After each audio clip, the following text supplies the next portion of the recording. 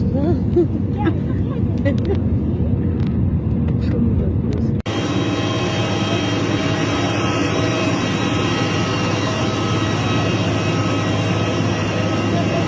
আমরা চলে এসেছি পাটনা স্টেশন। পাটনার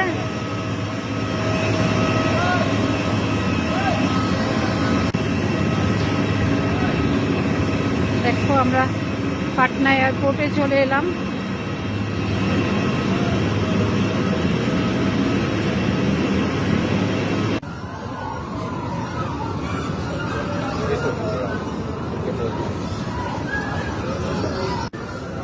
খুশি হয়েছে না?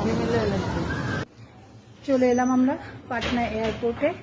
তো এবার এখান থেকে আমাদের ট্রেন অনেক রাতে, তো দেখা যাক আমরা ট্রেনে যাই না বাসে যাই না কি করি, সেটা এখনো ভেবে দেখিনি। তো বড়রা আছেন, ওরা ভাববেন। তো ওখানে একটু এয়ারপোর্ট থেকে বেরিয়ে আমরা চা খাবো।